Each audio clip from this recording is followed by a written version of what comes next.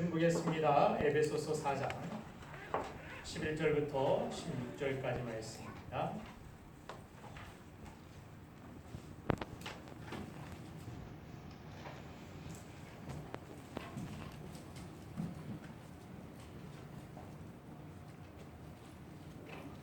에베소서 4장 11절부터 16절까지 말씀입니다.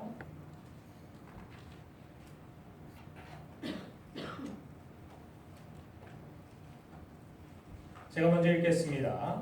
그가 어떤 사람은 사도로, 어떤 사람은 선지자로, 어떤 사람은 복음 전하는 자로, 어떤 사람은 목사, 교사로 삼으셨으니 이는 성도를 온전하게 하여 봉사의 일을 하여 그리스도의 몸을 세우려 하심이라.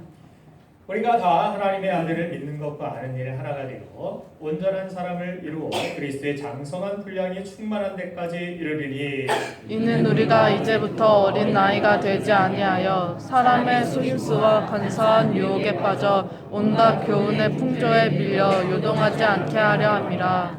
오직 사랑 안에서 참된 것을 하여 범사에 그에게까지 자랄지라. 그는 머리니 곧 그리스도라. 그에게서 온 몸이 각 마디를 통하여 도움을 받음으로 연결되고 결합되어 각 지체의 분량대로 역사하여 그 몸을 자라게 하며 사랑 안에서 스스로 세우니라. 아멘. 아멘. 감사합니다. 안녕하십니까. 그것이 알고 싶다의 김정중 목사입니다. 언제까지 반복할지는 모르겠지만 그것이 알고 싶다.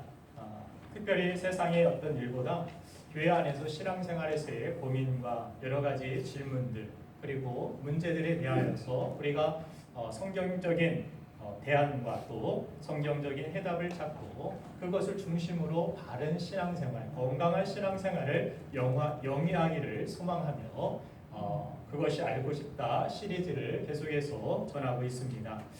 전하는 이 내용들은 기독교의 또 여러분들이 신앙의 근간이 되는 어떤 신학적인 기틀 또 성경적인 기틀을 여러분들에게 계속해서 교회가 무엇인지 말씀이 무엇인지 율법은 무엇인지 은혜는 무엇인지 또한 그 구원은 무엇인지 또한 우리가 어떻게 비전을 가지고 성도로서의 삶을 살아가야 될지 또 헌금의 의미는 무엇인지 우리가 궁금해하지만 직접적으로 질문할 사람이 없어서 또 직접적인 어떤 분명한 해답을 갖지 못해서 방황하거나 어중간하게 걸쳐있는 우리가 아닌 정말 주님이 주시는 말씀 안에서 우리의 신앙이 새로워지고 건강해지기를 간절히 소망하며 말씀을 증거합니다.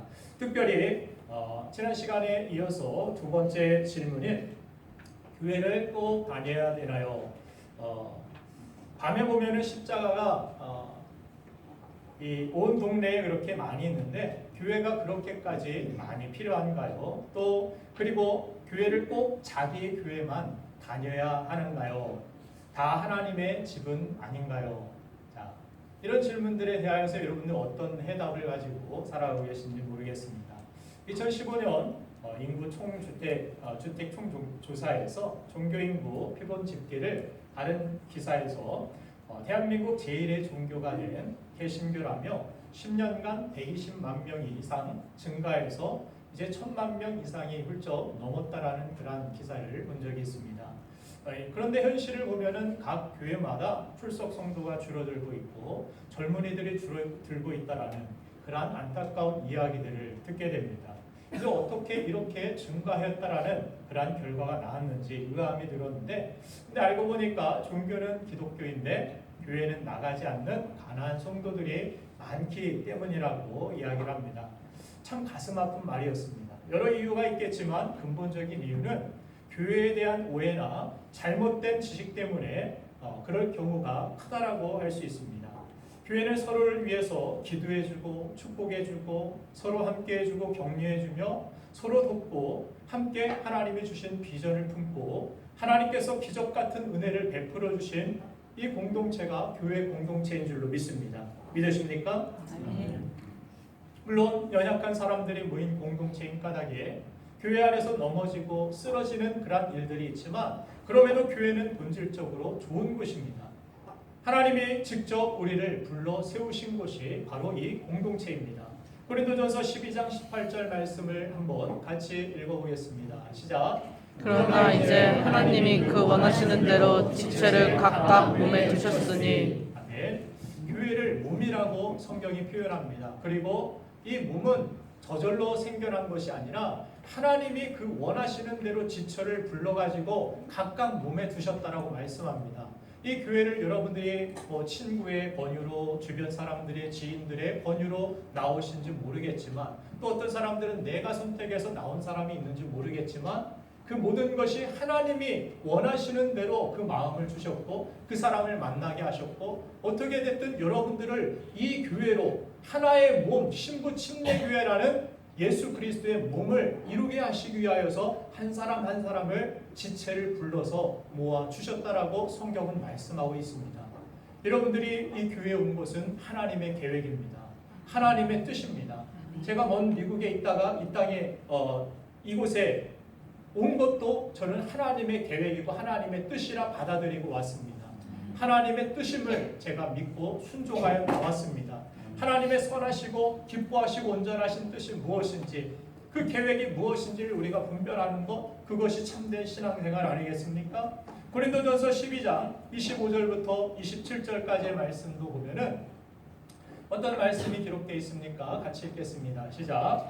몸 가운데서 분쟁이 없고 오직 여러 지체가 서로 같이 돌보게 하셨으니라. 만일 한 지체가 고통을 받으면 모든 지체가 함께 고통을 받고, 한 지체가 영광을 얻으면 모든 지체가 함께 즐거워하느니라. 너희는 그리스도의 몸이요 지체의 각 부분이라. 아멘. 여러분들은 이 몸된 신부 침례교회에 이제 몸이 되었고 지체로서의 삶을 하나님께서 그렇게 살게 하셨다라는 것입니다. 그래서 여러분들 한 사람은 하나님께서 택하시고 계획하신 가운데 부르셔서 하나님의 이 몸된 교회를 몸된 교회 성도로서 지체로서 만들어 주셨는데, 특별히 고린도서 12장 25절부터 26절까지 내용을 보면은 어떻습니까? 몸 가운데서 서로 분쟁하는 것이 아니라, 서로 다투고 경쟁하는 것이 아니라, 이 몸의 지체들은 서로 도와야 된다. 서로 격려해 줘야 된다. 서로 싸우고 뜯고 자기 몸을 뜯어버리고 이런 것이 아니라, 서로를 바라볼 때 내가 도와줘야 될 대상, 내가 사랑하고 돌봐줘야 될 대상. 그렇게 지체가, 한 지체가 아프면, 손가락이 아프면 이쪽 손이 도와주고, 또한 이 손이 상처가 있으면은 약을 바를 수 있도록 발이, 내 손은 아니지만 걸어가서 이 약을 바르는 곳까지 안내해주고 그곳까지 가줄 수 있는 그런 지체들의 역할들이 바로 우리 사랑하는 성도들 모임이라고 성경은 말씀하고 있습니다.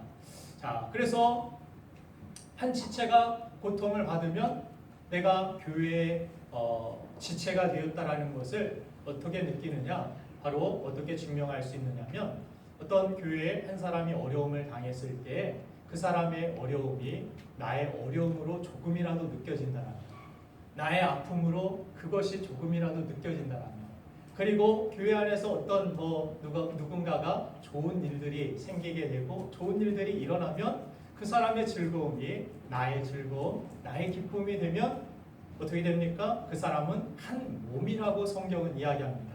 그 사람은 진짜 이 교회의 성도라는 것입니다. 교인이라는 것입니다. 회원이라는 것입니다.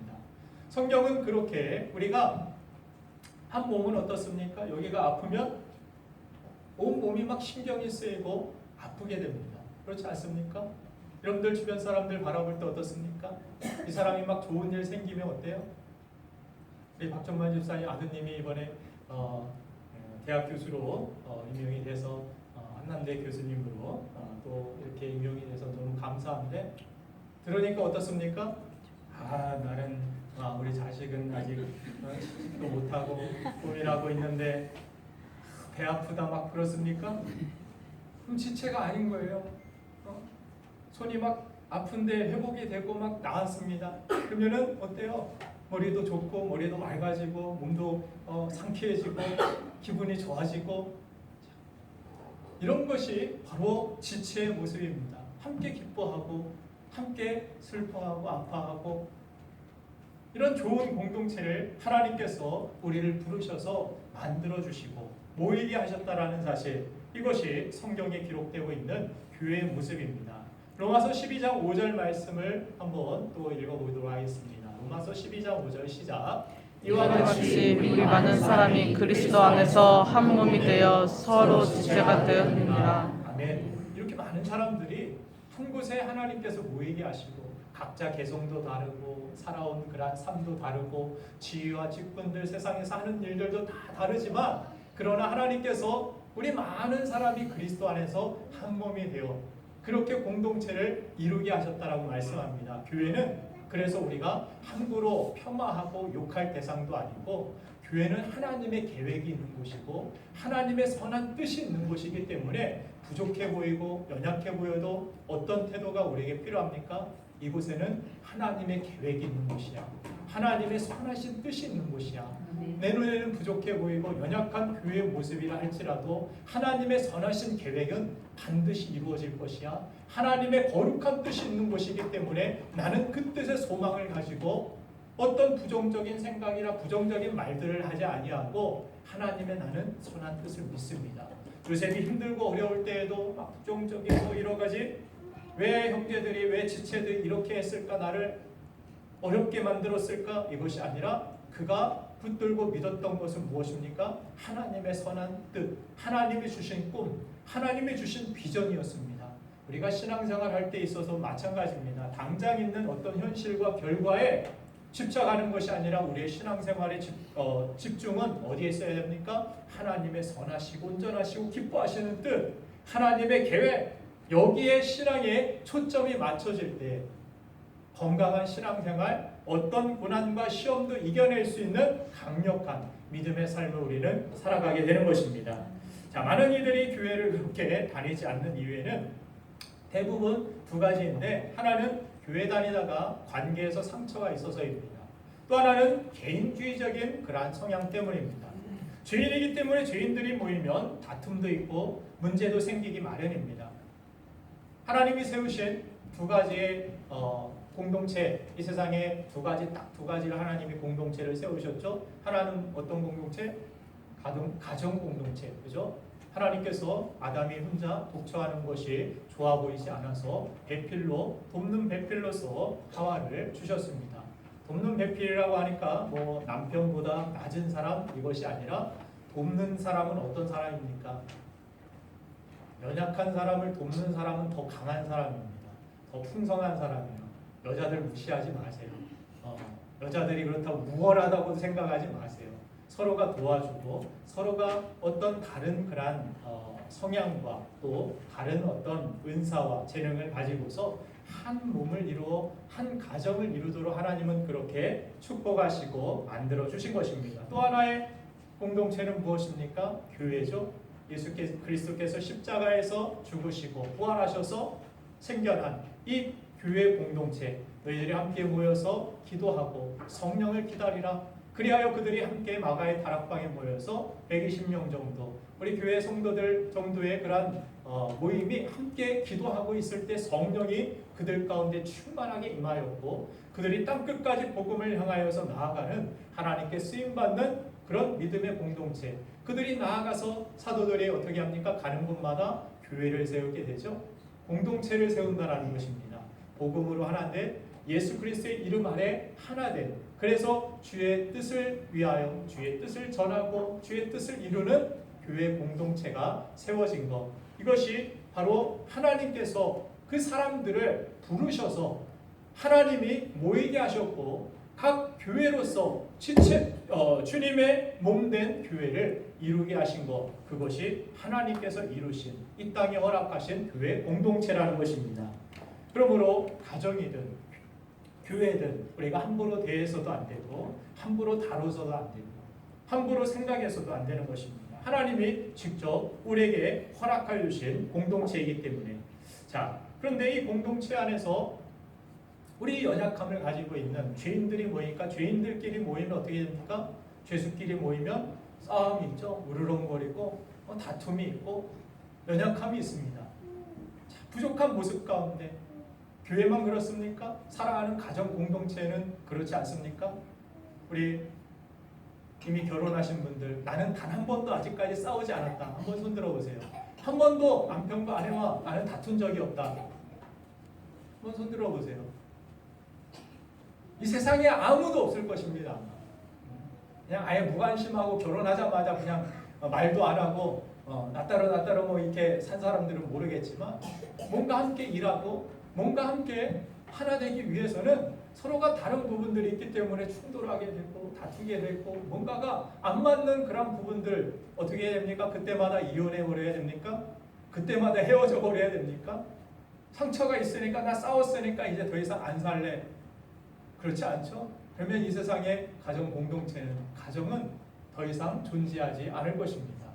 싸워도 힘들어도 자식 때문에 때로는 참기도 하고 앞으로 나아가기도 하고, 또 다른 그런 좋았던 과거의 어떤 추억들과 기억들을 우리가 마음에 기억하고 앞으로 또 살면 좋은 날이 있겠지, 이 어려움을 극복하면은 좋은 날이 우리에게 찾아오겠지라는 기대와 소망을 가지고 인내하기도 하고 그 어려움들을 극복해 나아가기도 하지 않습니까?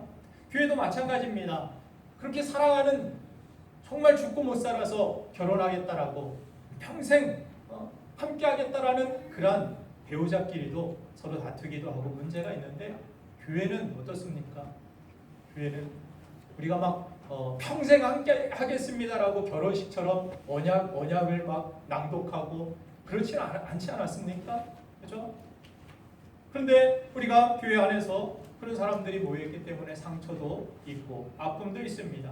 그러나 신앙생활이라는 것은 무엇입니까?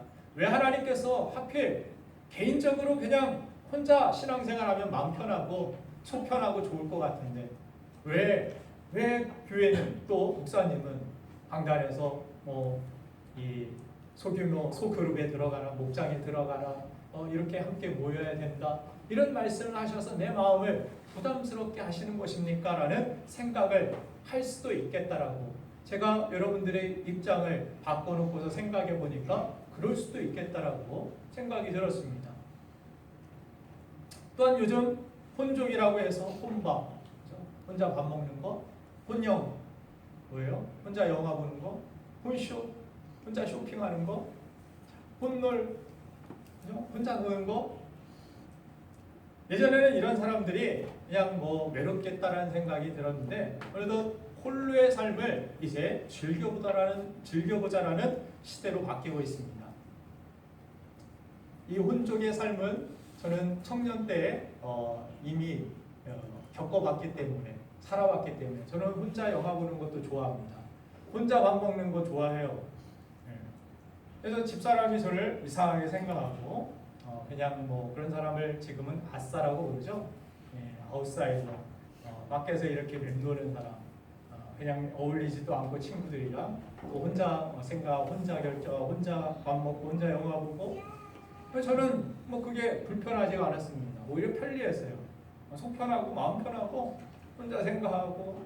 근데 지금 이렇게 많은 사람들과 함께 교제하게 하나님께서 이것을 세워주시고, 때로는 힘들 때가 있었어요. 그런데 하나님께서 마음을 바꿔주시고 생각을 바꿔주시고 하나님의 말씀으로 채워주시니까, 혼자 있는 것보다 함께 운동하고 함께 격려하고 함께 여행하고 함께 밥 먹고 함께 대화 나누고 함께 하는 그런 시간들이 얼마나 기쁘고 가치 있는 것인지를 또한 알게 하셨습니다.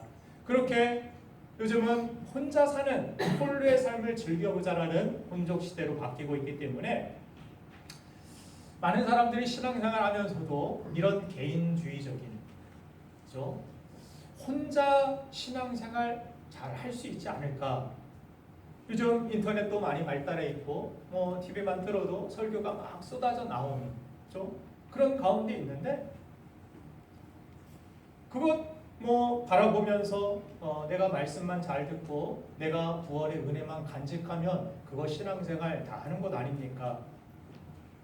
그러나 성경은 신앙생활은 혼족처럼 할 수 없다라고 말씀하고 있습니다. 하나님은 우리로 함께 모여서 공동체를 이루게 하신, 그것이 하나님의 계획이고 그 계획에 우리는 순종해야 될 의무가 있으며, 그 안에서 그리스도의 삶을 배우고 나누고 또한 누리며 흘려보낼 수 있도록 하나님은 이 공동체를 세워주셨습니다. 저는 오늘 예배하는 여러분의 입술에서 교회만큼 좋은 공동체는 이 세상에 없다라는 고백이 나오게 되기를 소망합니다. 또한 다른 사람들에게도 우리 교회만큼 좋은 교회는 없다라고, 지금 교회가 손가락질 당하고 세상 사람들의 그러한 입방아에 오르고 내리는 이러한 세상 속에서 정말 우리 교회는 소망이 있는 교회. 우리 교회 한번 봐봐. 우리가 자신 있게 정말 자부심을 가지고 그들에게 이 좋은 공동체를 알릴 수 있는 그런 교회로 세워지고 또한 그러한 교회의 지체가 되는 저와 여러분들이 되기를 간절히 축원합니다. 그리고 이 시간 특별히 아무 생각 없이 그저 교회만 왔다 갔다 다니셨던 분들, 그리고 교회에 대해서 많은 실망과 슬픔의 어떤 기억을 가지고 계셨던 분들, 그리고 교회에 출석은 하지만 교회에 대해서 많은 어떤 의문을 가지신 분들이 해답을 얻는 교회가 무엇인지, 교회를 왜 다녀야 되는지, 교회가 이 시대에 정말 과연 필요한지 그 해답을 얻기를 주님의 이름으로 축원드립니다. 그러면 과연 교회는 무엇이고 왜 존재해야 되는지, 첫 번째는 교회는 바로 그리스도의 몸이기 때문입니다. 먼저 많이 강조를 하기도 했지만 교회는 그리스도의 몸입니다.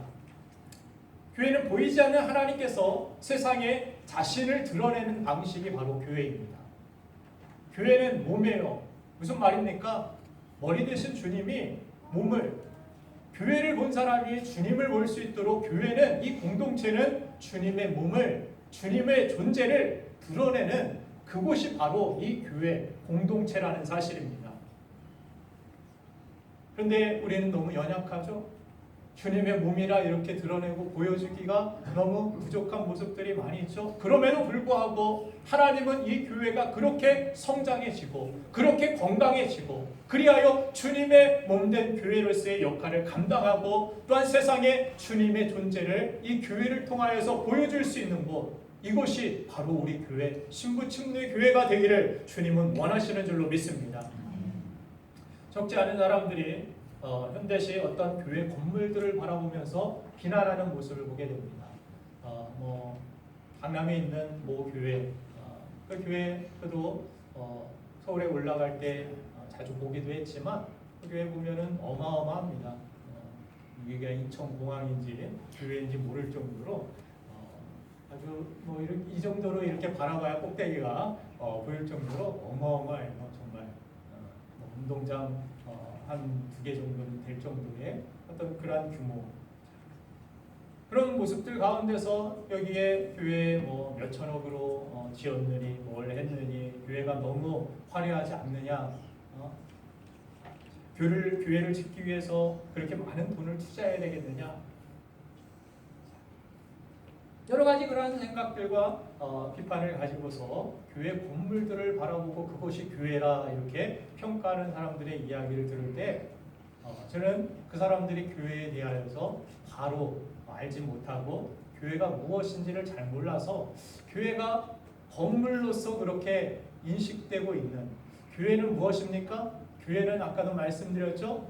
각 사람, 여러분들 한 사람 한 사람들의 모임, 그렇죠? 교인들의 회, 모임, 이것이 바로 교회라는 것입니다. 교회는 이 건물이 아닙니다. 교회가 건물이라면 어떻게 해서든지 화려하게 만들어야지, 밖에 막 보석을 달아야 될 것입니다. 그러나 교회는 건물보다 더 중요한 것이 사람입니다. 여러분들 한 사람 한 사람이 그리스도의 사람이 되고 하나님을 사랑하는 마음을 가지고 서로를 바라보고 서로를 위하여서 배려하고 헌신하는 그런 몸된 교회, 그 공동체, 이것이 바로 교회라는 사실입니다.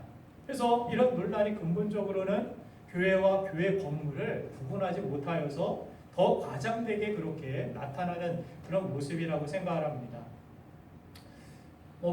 필요하다라면 운동장 10개가 필요하다라면 10개를 지어서라도 다 수용하고 믿는 사람들이 그래서 더 많이 구원할 수 있고, 그렇다면 운동장 20개, 30개가 아니라 1000개라도 필요하겠죠. 그렇게라도 만들고 지어야겠죠.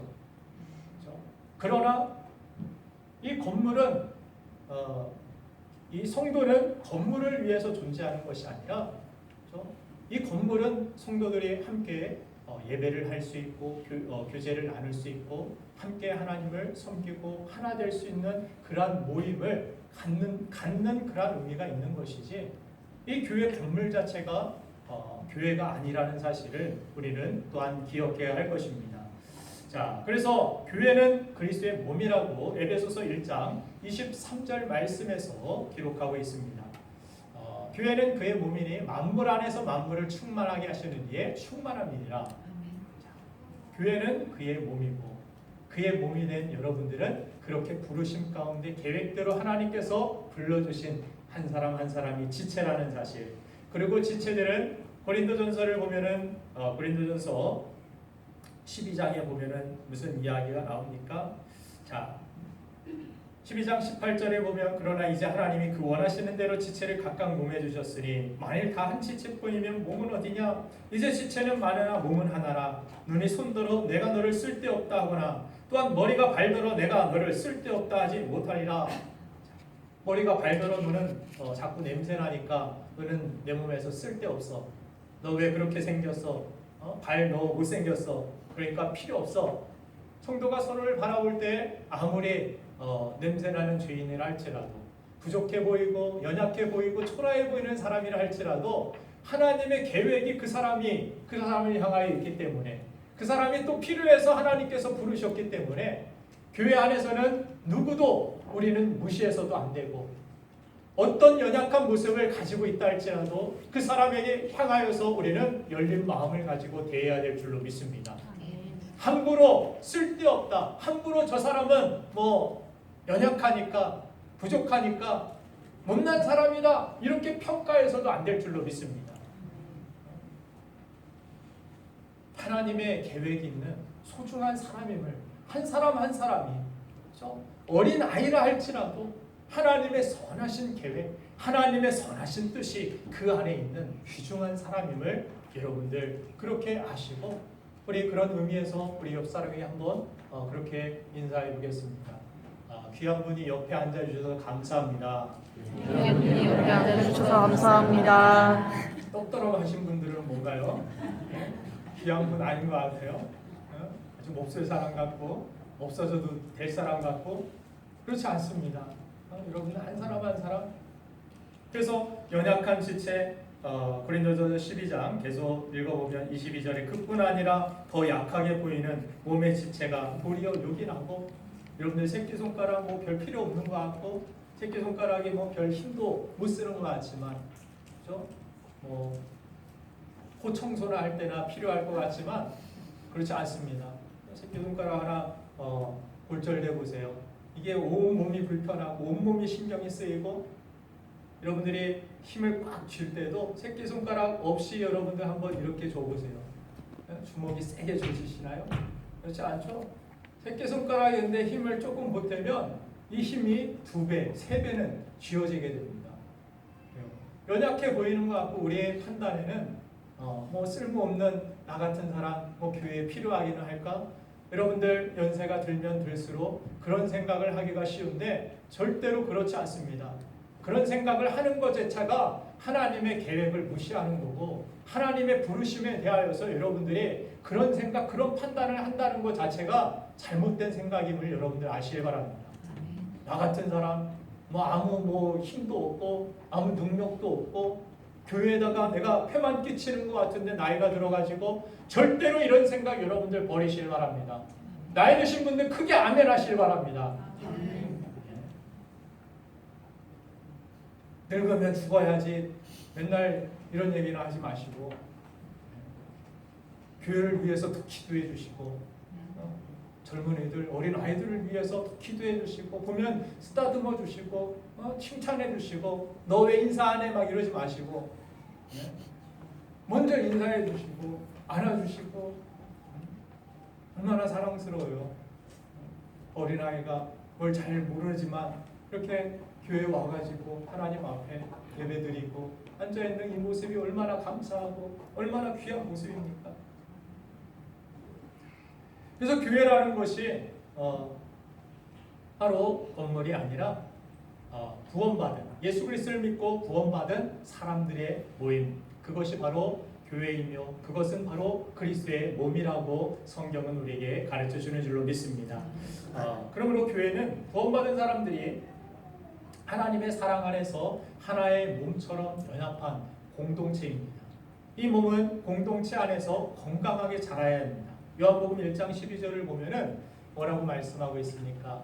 다 같이 읽겠습니다. 시작. 영접하고 그 이름을 믿는 자들에게는 하나님의 자녀가 되는 권세를 주셨으니. 아멘. 한 아기가 태어났으면은 혼자 버려두면은 살아가거나 성장할 수가 없습니다. 엊그제도 뉴스를 보니까 전라남도 그 지역에 어느 이 외양간 같은 곳에다 헛간에다가 아기를 낳고서 탯줄도 잘 끊어주지 않고 그냥 버리고 왔습니다. 버리고 와가지고 거기서 모기를 막 온몸에 물리게 되고 그런데 다행히 살아남았더라고요. 그런데 그곳에 며칠이 금방 발견되었기 때문에 그 정도였지 그 오물이 막 묻어 있고 이러한 짐승의 오물이 묻어 있고 모기에 뜯겨 있는 그 애기 거기서 계속 있었다라면 태어났다고 해서 자연스럽게 성장하고 건강하게 자랄 수 있었을까요? 그렇지 않았을 것입니다. 금방 죽게 되고 생명력을 잃어갔을 것입니다. 우리가 그리스도 안에서 우리는 새롭게 태어난 하나님의 자녀라고 성경은 말씀합니다. 나 구원받을 믿음 있으니까 교회 같은 거 안 다녀도 돼. 이렇게 교만한 이야기를 우리가 더 이상 하지 않고 하나님께서 교회를 세워주신 것이 뜻이고 계획이 있다라면 내 생각과 판단과 뜻을 내려놓고 하나님의 계획을 따라 순종하고 하나님의 뜻을 따라서 몸된 교회의 지체로서 살아가는 저와 여러분들이 되길 간절히 바랍니다. 하나님께서는 이 교회를 그냥 허투루 세우신 것이 아니라 내 눈에 부족해 보이고 맨날 관계 속에서 상처가 있고 아프면 있지만 그런데도 하나님께서 모이게 하신 분명한 하나님의 계획과 뜻을 여러분들 신뢰하시길 바랍니다. 특별히 우리가 태어나서 이 안에서 자라게 하시고 성장하게 하시고 예수 믿고 거듭난 그것으로 우리가 전부가 아니라 주님 오시는 그날까지 우리는 주님 안에서 자라나야 됩니다. 그래서 교회에서 예수님께서 신랑으로 오신다라고 성경은 누누이 자주 말씀하여 주시는 것을 보게 됩니다. 그리고 신부가 주님을 만나는 그런 모습을 보는데 신부를 교회에서 이 성경에서는 또한 무엇으로 표현합니까? 교회라고 표현하죠. 여러분 한 사람 한 사람이 신부가 될 수도 있지만 특별히 성경에서 이야기하는 주님을 맞이하는 신부는 공동체적인 교회의 모습으로 기록되고 있는 것을 보게 됩니다. 그렇죠? 주님은 이 교회 공동체 사랑하시고 신부로 보시고 신랑 되신 그 주님을 맞이하기까지 우리가 거룩하게 순결하게 정말 서로를 돌아보고 서로 세워주는 그런 공동체, 그런 신부의 모습으로. 그래서 우리 교회가 신부교회 아닙니까? 신부동에 있어서가 아니에요. 원래 원성동에 세워졌었죠. 그럼에도 원성동 교회가 아닌 것은 교회는 곧 신부이기 때문에 신랑이 주님이 다시 오실 때까지 기다리고 거룩한 그런 믿음을 서로 지키도록 서로 돌아봐주고 격려해줘야 되는 이곳이 바로 교회이기 때문인 것입니다. 자, 오늘 본문 말씀에서도 보면은 에베소서 4장 11절부터 16절 보면 어떤 사람은 사도로 어떤 사람은 선지자로 어떤 사람은 복음 전하는 자로 어떤 사람은 목사와 교사로 삼으셨으니 이는 성도를 온전하게 하여 봉사일을 하게 하며 그리스도의 몸을 세우려 하심이라. 우리에게 각자 직분이 있고 각자 은사가 있고 각자 주신 하나님이 주신 재능이 있습니다. 그래서 아까 함 집사님도 기도할 때 그런 고백을 하셨듯이 교회 올 때 우리는 어떤 마음을 가져야 됩니까? 그리스도의 몸을 세워주기 위하여서 내가 어떻게 하면은 저 사람에게 도움을 줄 수 있을까? 교회에 도움이 될 수 있을까? 이런 자세, 이런 마음가짐을 가지고 교회에 여러분들이 지체로서 살아가야 되는 것입니다. 이것이 건강한 신앙생활입니다. 믿습니까? 아멘. 이렇게 살고 계십니까? 그래서 교회는 그냥 왔다 갔다 하는 것이 아닙니다. 교회에 여러분들이 봉사함이 필요합니다. 교회 안에서 여러분들의 헌신됨이 필요합니다. 왜 그래요? 내 자신의 그것은 유익이 되기도 하지만 교회를 지체로서 만들어 주신 것은 아까도 말씀드렸지만 이쪽 팔이 아픈데 이쪽 손에 피가 나는데 이쪽 손이 내 손 아니니까 왼손이니까 나랑 상관없어. 나는 그냥 내가 이렇게 갈 거야. 너 아프든지 피 흘리든지 네가 상처가 있든 부족함이 있든 네 맘대로 해. 너는 네가 할 길 가고 나는 내가 할 길 가고. 이것은 지체가 아닙니다. 이걸 가만두면 어떻게 될까요? 뭐 파상풍에 걸리거나 손이 나중에는 썩어지겠죠? 그러면 이 손은 멀쩡하겠습니까? 같이 썩어지게 되죠. 온몸이 생명력을 잃어가고 죽게 될 것입니다. 나은 사람쯤이야 하는 이런 생각, 여러분들 교회를 다니면서 교회 공동체의 지체로 살아가면서 이런 생각은 정말 버려야 됩니다. 그리고 교회에서 내가 왜 헌신해야 됩니까? 내가 왜 봉사해야 됩니까? 그러지 않으면 여러분들에게 유익이 없습니다. 결국에는 그래요. 내가 신앙생활 할 때 그냥 공동체의 어떤 교제를 우리가 거부하고 그렇게 살아가면, 혼적으로 교회 안에서도 그렇게 살아가기 시작하면 나중에 아까도 말씀을 드렸듯이 교회 공동체 안에서 부르신 하나님의 뜻이 있는데, 그 뜻은 무엇입니까? 우리가 그리스도의 분량까지 자라게 하심이라고 성경은 말씀합니다. 하나님께서 우리를 부르신 이유, 그리스도의 분량까지 자라야 되는데, 자람은 어디에서 있습니까? 성장통이라고 여러분들 느껴보셨죠? 성장을 할 때 있어서 통증이 있습니다. 나도 모르게 아프고 힘들고 어려운 그런 경험들이 있어요. 그러나 그때 인내하고 함께 쓰러질 때 함께 두세 사람이 모여서 합심하여 기도해주고 붙들어주고 삼겹줄을 만들어주고, 그렇게 서로 때로는 의지하기도 하고 서로 때로는 세워주기도 하고, 그러면서 우리의 신앙이 성장해가고 성숙해질 수 있는 것. 교회는, 교회 안에서는 하나님의 은혜 안에서 우리가 함께 거듭난 사람들이 모였지만 우리는 아직도 부족한 사람입니다. 우리 안에 있는 죄성이 언제 튀어나올지 모르는 사람들이에요. 예수 그리스도의 보혈의 능력을, 구원에 대해서 다시 나중에 확실한 구원의 확신이 있는지 여러분들에게 구원이 무엇인지를 이야기할 텐데, 구원받은 사람들이 죄사함을 받았고 깨끗한 사람들이 모였는데 왜 이런 일들이 있을까요? 왜 이런 죄성이 막 드러나고 서로 미워하고 싸우고 내 안에 있는 이러한 부정적인 마음들, 생각들이 있는데 내가 구원받았나요? 죄를 분명히 씻어주시고 깨끗게 하셨다라고 했는데 나 덜 깨끗해진 것 같은데 이거 반쯤 구원받은가요? 그럼? 이건 다음에 나중에 그런 연약함 가운데 있는 우리가, 그렇죠? 구원받았음에도 불구하고 죄로부터 자유롭지 못하고 죄의 유혹과 세상의 여러 가지 고난과, 그런데 우리가 쉽게 흔들리고 노출되어 있는 우리 자신, 주님의 보혈로서 우리를 덮어주셨기 때문이지, 내가 예수 그리스도를 믿고 하루아침에 예수님처럼 하나님처럼 그냥 짠 하고 예수님 영접하고 나니까 갑자기 예수님처럼 하나님처럼 살아가는 우리가 아니라는 것입니다. 예수님을 우리는 닮아가는 거예요. 예수님이 우리의 죄를 덮어주셔서 하나님이 우리를 바라보실 때 어떻게 보십니까? 그리스도의 피로, 그리스도의 보혈로 여러분들을 바라보셔서 하나님이 의롭다 여겨주시는 것이지, 여러분들이 완전한 의인된 존재가 되는 것이 아니라는 것입니다. 하나님이 여겨주시는 거예요. 그게 은혜라는 것입니다. 내가 막 착하게 막 의롭게 살아서 나는 의인입니다가 아니에요. 다 죄인입니다. 의인은 없나니 하나도 없다. 예수님의 피로 덮어주셔서 하나님이 여러분들을 의롭게 여겨주시는 것, 그렇게 의롭게 칭하여 주시는 것이 칭의라는 것입니다. 우리가 그러나 이 안에 덮여있는 우리 자신이, 흙탕물을 이 유리병에 담가두면 안에 앙금 같은 것이 있다가 흔들면 안에 있던 것이 막 시커멓게 다 올라와가지고 온 물을 막 시커멓게 만들어 놓는 그 모습을 바라보면서 이것이 우리 자신의 모습이 아닐까, 이런 생각을 할 때가 있습니다. 그렇다고 해서 여러분들이 구원 못 받았다 이런 것이 아닙니다. 그래서 자세히 나중에 설명을 드리겠고, 오늘은 그런 연약함이 우리 안에서 드러나게 될 때, 그런 부족한 사람들이 모여서 이렇게 서로 상처 주고 상처받고, 그런데도 이 교회를 계속 다녀야 됩니까? 할 수만 있으면 다니시길 바랍니다. 할 수만 있으면 이 교회에 뼈를 묻으시길 바랍니다. 아멘이 3분의 1밖에 없네요. 반쯤 다른 분들은 이렇게 걸쳐놓고 교회가 여기밖에 없어. 교회가 얼마나 많은데. 막 주차장도 넓은 교회가 있고, 주차장 아침에 주차하려면은 아주 번거롭고 아주 힘들고 멀리까지 데리고서 가야 되는데 주차장 큰 대형 마트 같은 교회 없어? 좋은 교회가 주차장 큰 교회입니까? 좋은 교회의 어떤 기준이 무엇입니까?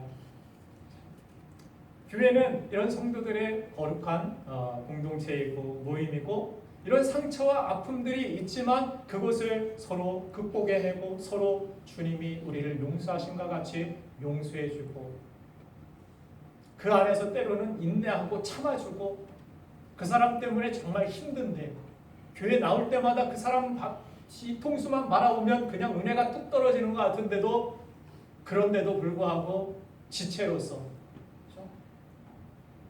눈이 발가락을 볼 때마다 보기가 싫고 내 발은 왜 이렇게 생겼지?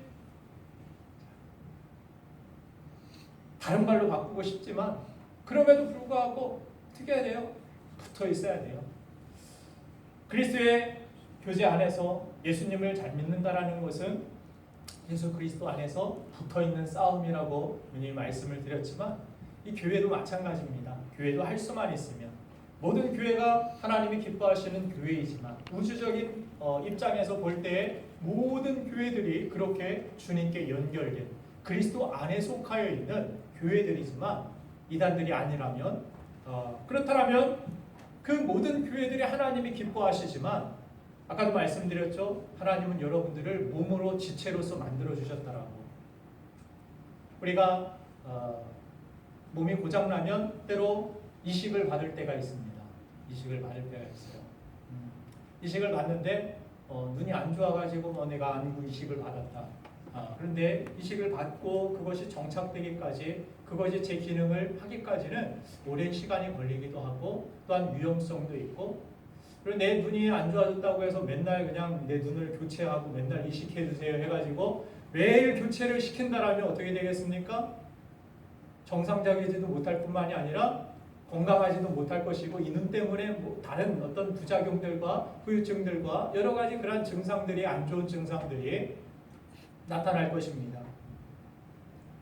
할 수만 있으면 여러분들이 이 몸된 교회를 여러분들이 향하시고 다니엘도 그가 붙들려 있었지만 하루 3번씩 예루살렘을 향하여서 그가 창을 열고 기도하였던 그런 모습 이곳에도 하나님은 함께 하시지만 그러나 자신이 은혜 받고 말씀을 받고 하나님의 임재하심이 있었던 그 성전을 사모하고 바라보며 기도하였던 그 다니엘의 중심 그래서 여러분들이 많은 교회가 있지만 가까운 집 앞 교회도 있지만 멀리에서부터 아산에서 오시기도 하시고 멀리에서 그냥 출장 갔다 오시기도 하시고 서울에서 직장 생활하다가 또 이렇게 내려오기도 하고 전라도에서 학교를 다니다가 이렇게 오기도 하고 여러 가지 그런 어려움들과 상황들을 뛰어넘고 극복하여 몸된 교회의 지체로서의 역할을 감당하기 위하여서 나에게 주신 사명과 또한 나에게 허락하여 주신 몸된 교회를 사랑하는 마음으로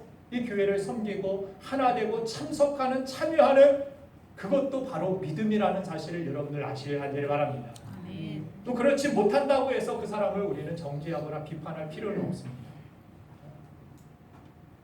그러나 건강한 신앙생활은 그냥 집 앞에 있는 교회, 편안한 교회, 여기도 교회, 저기도 교회니까 이것이 아니라 하나님의 계획 속에 우리는 부름받은 성도들이고 지체들이기 때문에 오늘은 8이 이야기합니다.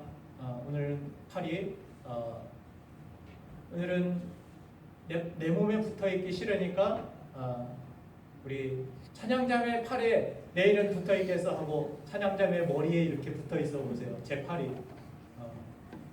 머리가 오늘은 이야기합니다. 오늘 몸이 귀찮아. 머리를 이렇게 떼가지고 내일은 들고 다니든지 놓고 다니든지 해야겠어. 내일은 발이 불편하니까 가까운 앞에 있는 다른 다리에 붙어 있겠어. 교회는 여러분들 한 사람 한 사람들은 이 몸에 지체로서의 생각, 의식이 꼭 필요하다는 사실을 아시길 바랍니다.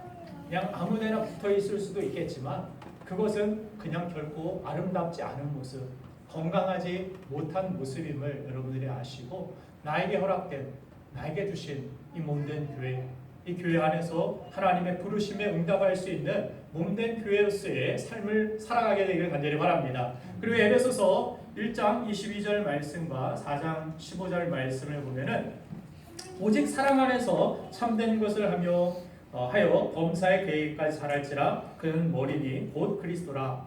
자, 교회의 머리는 누구십니까? 예수 그리스도라고 말씀하고 있습니다. 교회의 유일한 통치자, 교회의 유일한 영광을 받으실 분은 예수 그리스도신 줄로 믿습니다. 아멘. 아까도 우리 박지사님께서 아드님이 그렇게 된 게 목사님이 잘 써주시고 또 기도해 주시고 뭐 하셔서 그렇습니다. 제 마음속에 뭐라고 했어요? 맞아요. 제가 잘 써드리고 제가 써드린 사람은 대학도 다 합격했고 뭐 다 취직됐고 그랬습니다. 그랬을까요? 아직도 저를 못 믿으시네요.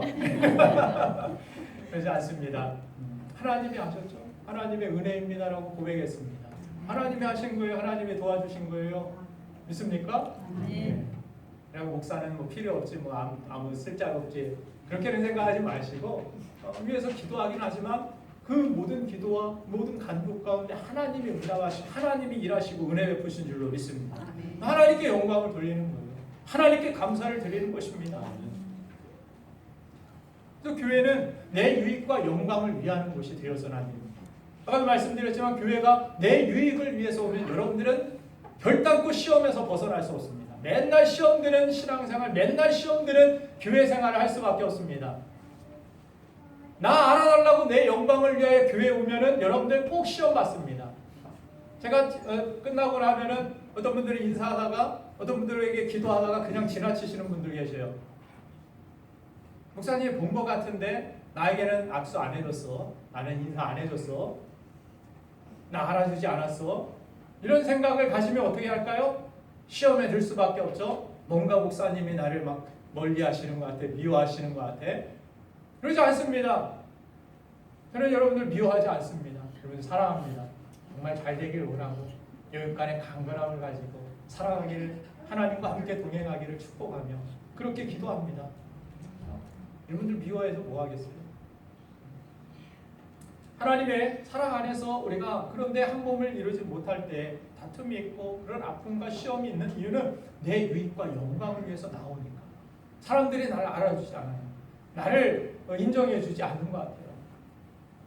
나를 무시하는 것 같아요. 때로는 내 우울한 마음 가운데 그 마음이 어디에서부터 옵니까? 내 영광을 위하여서 왔다라는 사실이에요.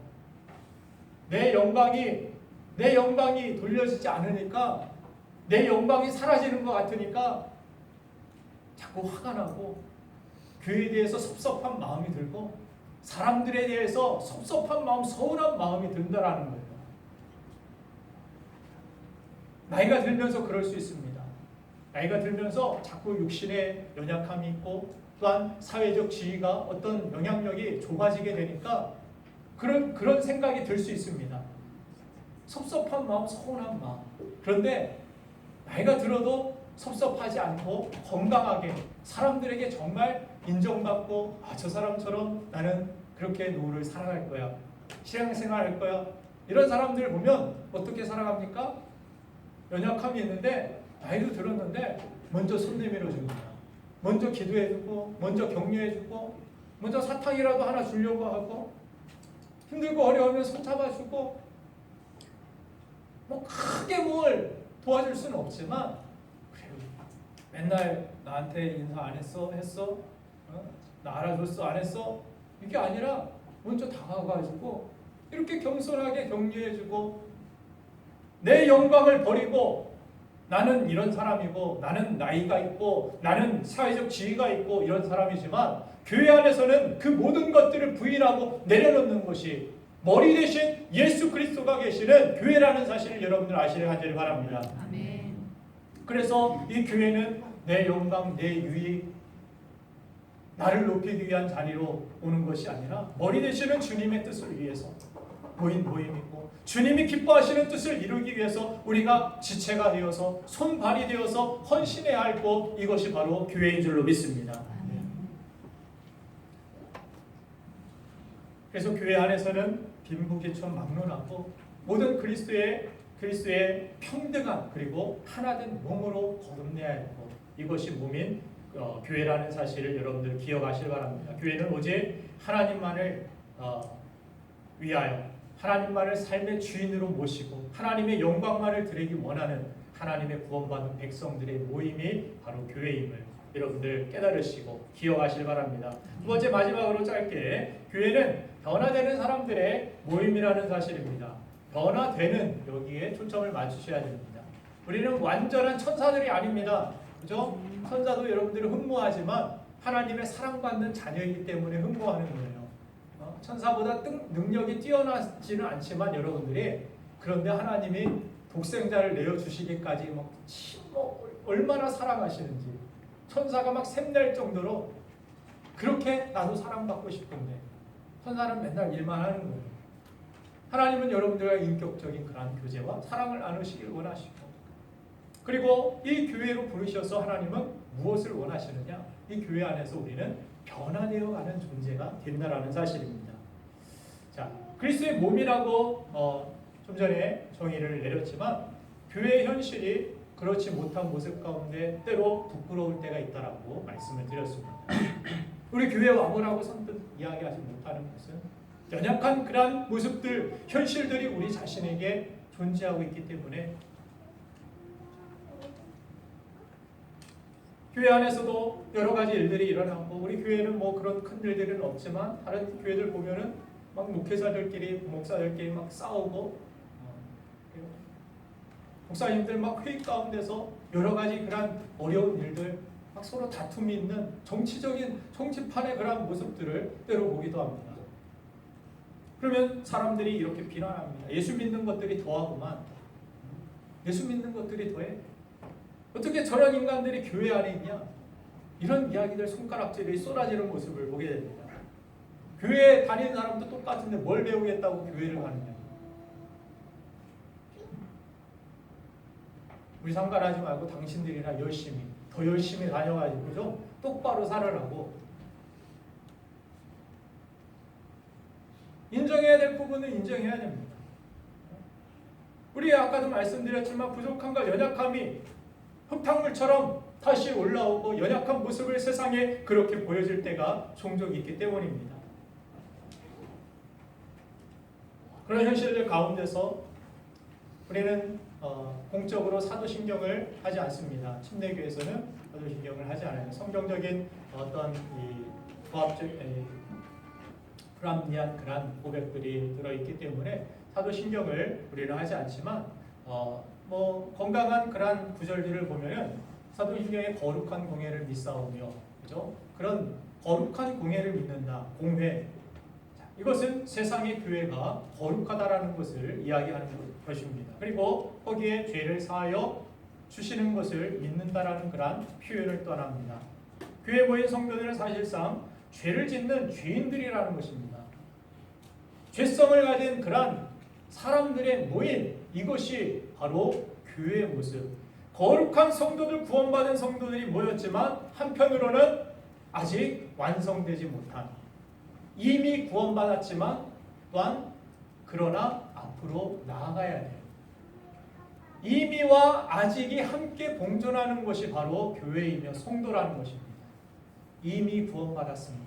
그러나 아직 주님을 닮아가야 되는 모습들이 우리 안에 있다는 사실입니다. 그래서 교회를 바라볼 때 여러분들 그냥 완벽한 하나님 보러 사람들에게 하나님을 기대하지 마세요. 저에게 하나님을 기대하지 마세요. 하나님을 기대합니까? 그렇다면 그렇게 말을 안 들을 리가 없죠. 제가 하나님처럼 보였습니다. 우리는 그리스도를 닮아가야 되고 그리스도의 장성한 분량이 우리의 최고의 목표가 되고 가치가 되고 비전이 되어야 되지만 그러나 인간 그 자체로는 하나님과는 비교할 수도 없고 하나님의 완전성을 이 세상 육신을 입고 있는 한 우리는 완전히 그분을 완벽하게 닮아갈 수는 없는 부족한 사람들임을 인정해야 된다는 사실입니다. 그렇기 때문에 성경에서 교회를 뭐라고 합니까? 지어져 간다라고 이야기합니다. 우리는 생명의 어떤 각 사람들의 모양 다른 돌인데 제주도의 담과 같이 담장과 같이 그 돌들이 모여가지고 하나는 세모났고 모양이 다르고 그렇다고 해서 잘못된 것 아니다. 그 사람들 하나님이 다 부르시고 모이게 하셨다. 그리고 그 사람들이 지어져서 모난 돌도 있고 동그란 돌도 있지만 다 함께 어우러져서 하나된 몸을 이루어 나가는 것, 그것이 교회다. 교회는 그래서 여러분들의 공사장이라는 표현을 자주 드리지 않습니까? 공사장은 그렇게 깨끗해 보이지 않습니다. 철근도 눌려 있고 시멘트도 막 날려 있고 벽도 막 허물어져 있고 그것이 공사장입니다. 그게 우리의 모습입니다. 지어져 가고 있습니다. 뼈대가 있고 기틀이 있고 비전이 있지만 아직 부족할 수 있습니다. 연약할 수 있습니다. 그럼에도 불구하고 하나님께서 이 교회를 세우시고 여러분들을 교회의 지체로서 부르신 것은 무엇입니까? 주님이 이 교회를 통하여서 일하시길 원하시고 연약한 모습 그대로도 하나님은 일하실 수 있는 하나님이시기 때문에 이 교회를 올 때 여러분들이 어떻게 바라봐야 됩니까? 변화되어져 가는, 우리 서로를 바라볼 때도 변화되어야 될 사람, 완벽한 사람이 아니라 저 사람도 실수할 수 있는 사람, 저 사람도 넘어질 수 있는 사람, 저 사람의 믿음도 다운될 수 있는 사람. 나는 저 사람은 믿음이 항상 막 싱싱할 줄 알았는데 저 사람 요새 지친 것 같고 맥을 못 추는 것 같고 실망했어. 내 믿음의 멘토로 그렇게 바라봤는데 나 저 사람처럼 신앙생활 하려고 했는데 저 사람 하는 얘기 가끔 들어보니까 엉뚱한 이야기하고 믿음 없는 소리 하는데 사람에게 실망하지 마시길 바랍니다. 그때마다 실망할 때마다 뭘 바라봐야 돼요? 내가 잘못된 것을 바라봤구나. 잘못된 것을 기대했구나. 그 연약함 속에서 하나님이 일하시고 계시고 하나님이 은혜 주시고 하나님이 함께 하시는 것을 바라봐야지 내가 잘못된 것을 바라보고 있었구나. 여러분들이 진단하시면 좋습니다. 그래서 교회는 변화되는 사람들의 모임입니다. 서로를 긍휼히 여길 수 있어야 돼요. 서로의 연약함을 불쌍히 여길 수 있어야 돼요. 그것을 비난하고 왜 완벽하지 못해? 왜 이런 기준에 못 맞춰? 왜 날마다 새벽 예배 못 나와? 제가 맨날 이런 소리를 하고 앞에 있어 보세요. 연약할 수 있습니다. 못 나올 수 있어요. 다음에는 나올 수 있기를 여러분들 기도하고 있어요. 언젠가는. 여러분들은 언젠가는 새벽 예배가 없어지길 기도하는지 모르겠지만 마음의 부담감을 덜어주세요. 그럴지 모르겠지만 그런 순간이 올 수도 있겠지만 그러나 하나님 앞에 우리가 연약한 모습이 있으면 부족한 모습이 있으면 오늘 그 성도 왜 빠졌대? 믿음이 없어? 이러지 마시고 무슨 어려운 일은 없는지 우리 옆 사람 들어보면서 우리 목장 식구들 이렇게 챙겨가면서 빠진 사람은 없는지 힘든 일은 없는지 갑자기 어려운 일은 없는지 또 내가 도와줄 일은 없는지 이것을 살펴보는 것이 우리 지체된 교회이고 변화되는 사람들의 모임이라는 의미입니다. 여러분들 이 교회의 의미에 대하여서 지금까지 오류하고 있었고 내가 이 교회를 상처가 있는데 계속 다녀야 됩니까? 어떤 대답을 얻으셨습니까? 다녀야 되겠나요? 아니면 그냥 안부 이식을 해버려가지고 다른 데다가 그냥 이식을 시켜버려야 될까요? 맨날 내일은 또 이 교회로 이식하고 저 교회로 이식하고 건강한 모습이 아닙니다. 하나님 앞에서 아까 뼈를 묻으라고 했는데 뼈까지 묻지 마세요. 네? 마시고 우리 교회의 의미에 대해서 바르게 알고 할 수 있는 대로 부르심의 그 뜻에 내가 상처가 있지만 손가락 잘라버리지 않듯이 그 상처를 회복하고 정말 몸된 교인으로서 지금까지 다른 교회에서 오신 분들도 이 교회는 많이 계시고 또 그렇습니다. 더 이상은 이식하지 마실 바랍니다. 아멘. 아멘. 많네요. 생각보다 다른 교회에서 오신 분들이.